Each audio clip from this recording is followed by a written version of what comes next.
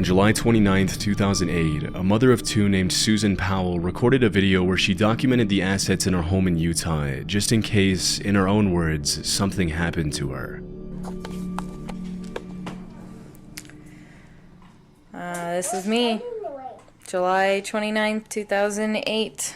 It is 12:33 Mountain Time.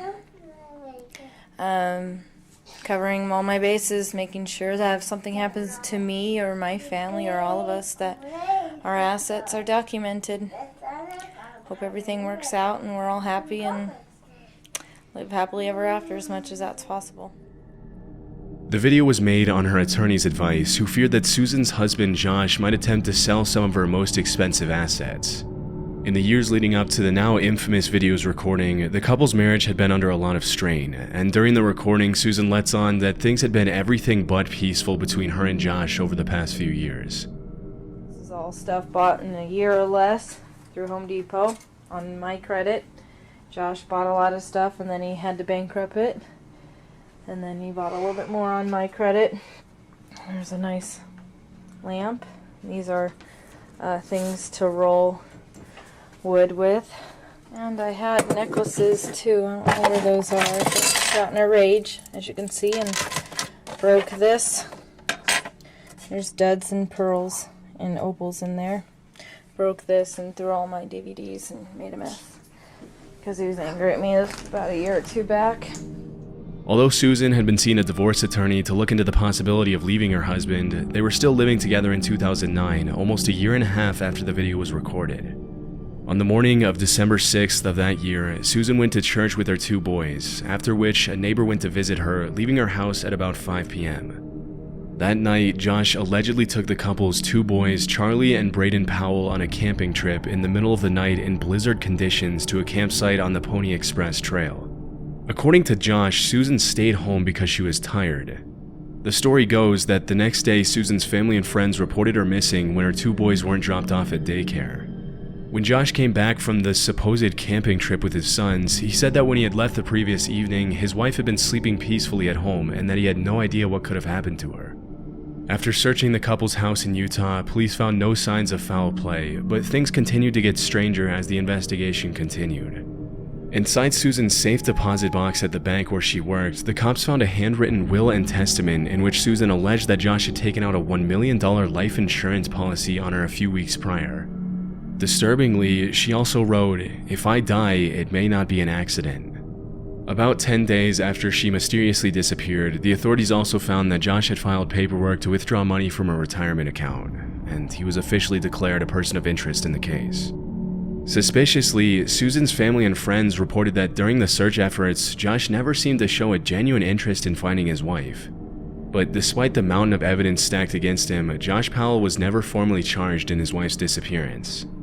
During the investigation, the cops questioned the couple's two sons, but it was hard to get any solid information out of them on account of their age. Even though they mentioned that Josh had taken Susan with them on their camping trip on the night of the disappearance, they also made outlandish claims, including allegations that they had arrived at the campsite by airplane. This made it impossible to use their statements as evidence that Josh was responsible for his wife's disappearance. Shortly after, Josh and his two sons moved back to their home state of Washington, but the authorities soon determined it wasn't safe for Braden and Charlie to be living with their father in the middle of the investigation, and Josh lost custody of the boys. This is where things get extremely disturbing. On February 5th, 2012, more than 2 years after Susan's disappearance, a state caseworker brought the two boys to Josh's house for what was supposed to be a supervised visit. Immediately upon their arrival, Josh locked the social worker out of the house and took the lives of both his children and himself by setting the house on fire with gasoline. If his behavior during the initial phases of the investigation was suspicious, the unspeakable crimes Josh committed on that day in 2012 were about as clear of an admission of guilt as you can get in a case like this. In the aftermath of the tragic incident, the cops started looking into Josh's brother and father, who they suspected knew more about the case than they were letting on. Even though they had solid evidence to suggest Michael, Josh's brother, had helped him conceal Susan's body, the case reached a dead end when Michael also took his own life in 2013. More than a decade later, Susan's dad won a lawsuit against Washington State for nearly $100 million on grounds of negligence and failure to protect the 2 children who were supposed to be in the state's custody, a big chunk of which he gave to a charity to support domestic violence survivors. Almost 15 years after her disappearance and murder of her 2 children, people still gather in Susan's hometown of Puyallup, Washington every year to pay their respects and honor her memory. The last video Susan made documenting her assets received a lot more attention after everything had happened. With hindsight, the video is portrayed in a much more disturbing light. Susan saying things like, "I'm recording this just in case anything happens," makes you wonder if she knew her husband could do something this horrible as she was filming. Over the years, Susan's father has been alerted of possible locations where his daughter's remains might be buried, including abandoned mines in Utah and other isolated locations. Sadly, every lead has turned out to be a false alarm, and it's very unlikely that Susan's remains will ever be found. Amber Tucarro was a 20-year-old Canadian First Nations woman from Fort McMurray, Alberta. In August of 2012, she flew from Alberta to Edmonton International Airport and booked a hotel room with her 1-year-old son and a female friend for a short vacation. That night, she got excited about the trip and decided to hitchhike into the city by herself, after which she was never seen again. When Amber didn't return to the hotel the next day, her friend called her mother, who immediately called the Royal Canadian Mounted Police. Soon after, Amber was declared a missing person. The authorities dug into her phone records and found that she had received a phone call while she was in the company of an unidentified man. The recording is pretty unsettling, especially since it marked the last time she was ever heard alive. Where are we by? We're just heading south of Beaumont, or north of Beaumont. We're heading north to Beaumont. Yo, where are we going? No, this is a... Are you f***ing kidding me? You better not be taking me anywhere I don't want to go. I want to go into the city. Jeez. Yo, we're not going into the city, are we? We're going. No, we're not. Yes. Then where these roads going to? 50th Street. 50th Street. Are you sure? Absolutely. Yo, where are we going? 50th Street. 50th Street? 50th Street. East, right? East. Over town. Travel.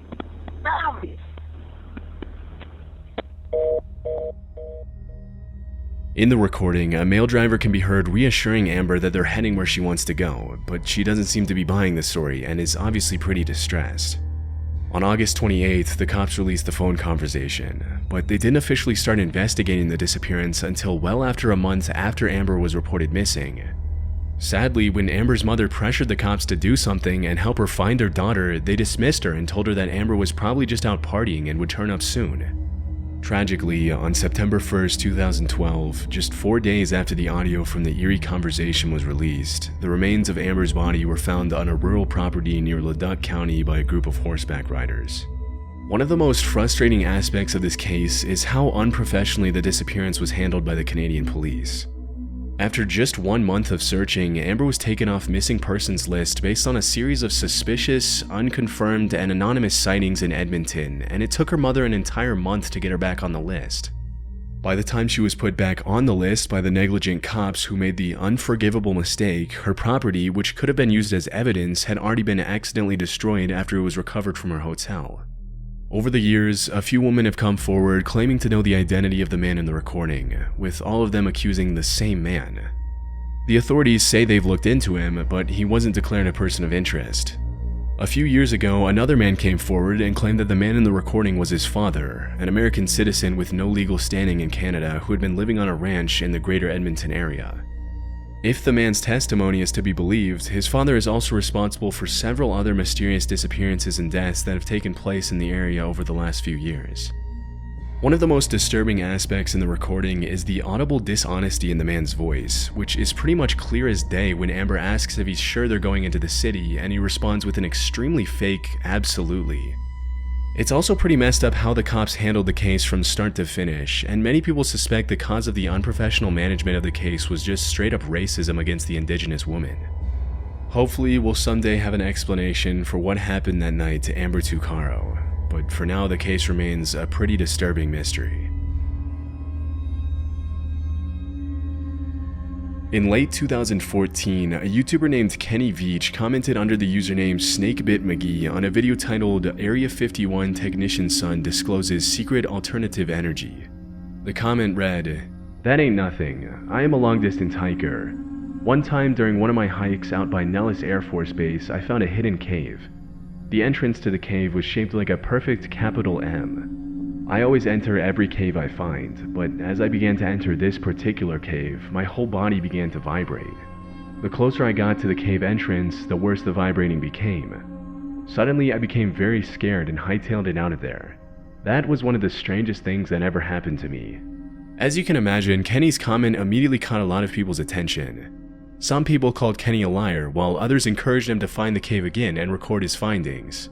And so he agreed to do just that.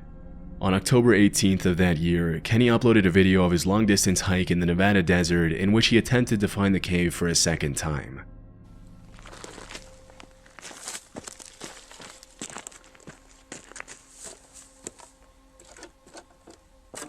Well, here I am on my hike up here in the mountains north of Las Vegas. This is a canyon I just walked up in.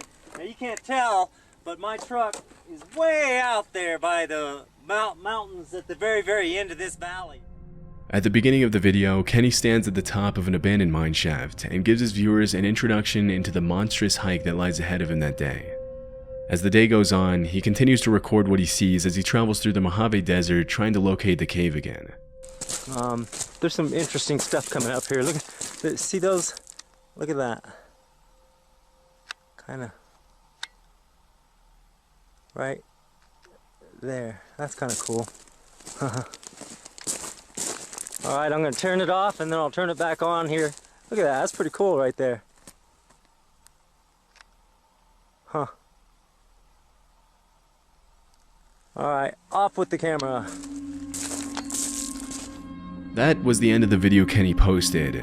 Because he failed to find the cave the second time through, a lot of his viewers criticized him pretty brutally, calling him a fraud and pressuring him into trying to find the cave for a third time. In a sea of comments provoking Kenny, a user named Lemmy Killmister made a particularly disturbing and ominous comment that read, "No, do not go back there. If you find that cave entrance, don't go in. You won't get out."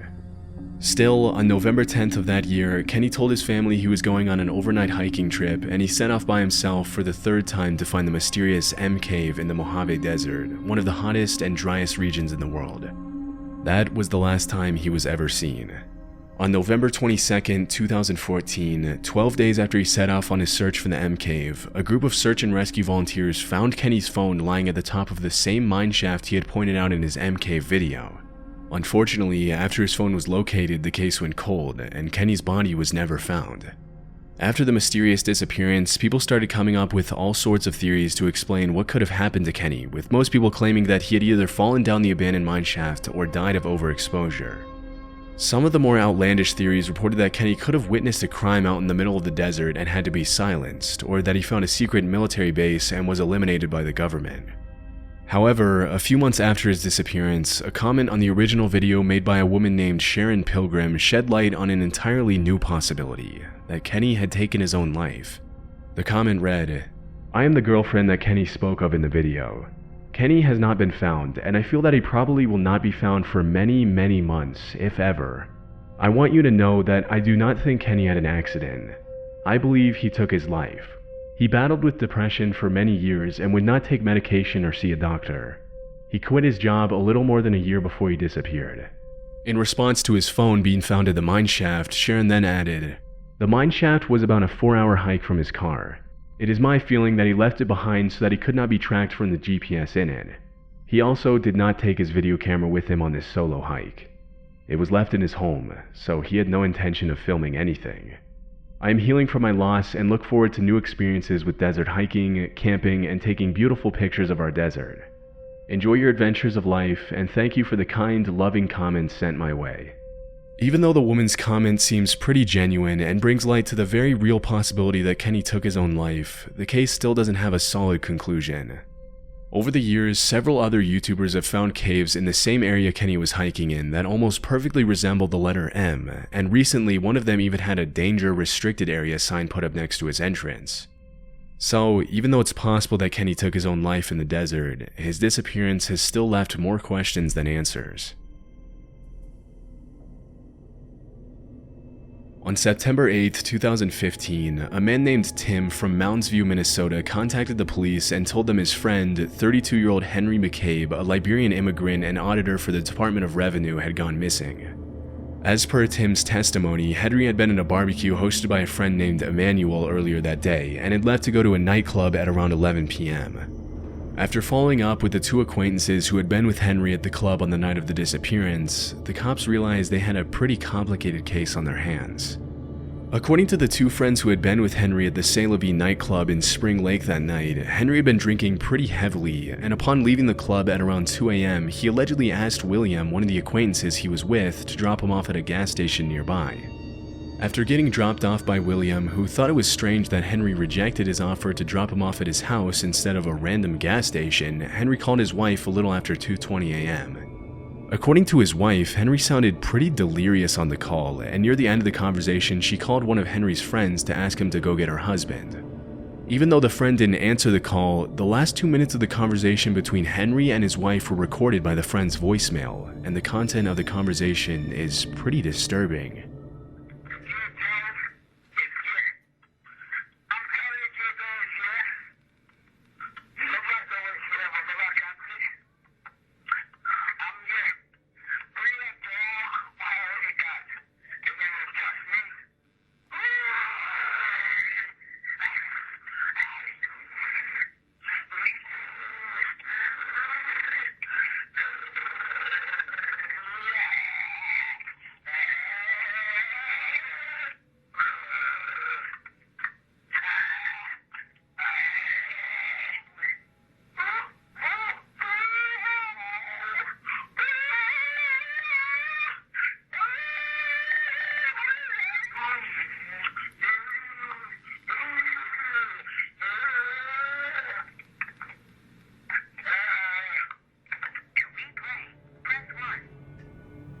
It's almost impossible to make out any of the words in the audio, and the combination of growls, moans, and screams makes it hard to know what to even make of the recording. But needless to say, the voicemail is pretty unsettling. It almost sounds like the screams are coming from someone who's being attacked, but we obviously can't know for sure. That same evening, another acquaintance called Henry and later told police that it sounded as though Henry had gotten into an altercation with someone in the middle of the call. Strangely, even though Corrine McCabe, Henry's wife, mentioned that the sounds her husband was making during the call were extremely out of character for him, who was usually perfectly articulate, she only made a single call to one of Henry's friends to try and get him to pick up her husband, and when she didn't get a response, she went right back to bed. Even more strangely, during our questioning, Corrine repeatedly told the cops that she knew Henry was alive, even though she didn't have the evidence to prove it directly. After this extremely disturbing voicemail was recorded, Henry's phone records show that he called a Texas number that he had called over 20 times that day, but when the cops tried to trace the number, it came up as no longer in service. It's impossible to know if the calls themselves were made by Henry or someone else, but after the unsettling conversation with his wife, phone records show that several calls were made from Henry's phone to that same now disconnected number in the days following his disappearance. As the investigation went on, things continued to get stranger. Suspiciously, the cops never found footage of William's red car pulling up to the gas station where he had supposedly dropped Henry off, even though they checked the entire night's footage from all angles. William later ended up changing his story and alleged that as soon as he dropped Henry off, he immediately got back in the car and William dropped him off at another gas station a couple of miles away. It was later revealed by a confidential FBI informant that during the searches that took place after the disappearance, Emmanuel, the host of the barbecue, and a group of 3 other men would often stand a few feet away from the rest of the search party and talk suspiciously among themselves. Still, it was never determined if they had anything to do with the disappearance. On October 2nd, almost a month after Henry went missing, a strange anonymous letter was sent to the New Brighton Police Department a few miles from where Henry went missing. The letter read, "Henry McCabe, his body next to water, partially buried. Needs search dog to find.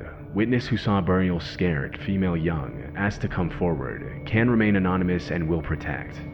On November 2nd, the cops found Henry's body in Rush Lake, a few miles from where Henry had supposedly been dropped off on the night of his disappearance. Mysteriously, they didn't find any signs of foul play on his body, even though the anonymous letters suggest he was buried by someone else. Despite the lack of evidence on his body, it's possible that he was either forcibly drowned by a group of assailants, that he took his own life, or that something entirely different took place that night. The only thing we know for sure is that this is an extremely strange case that we'll probably never get a conclusive explanation for.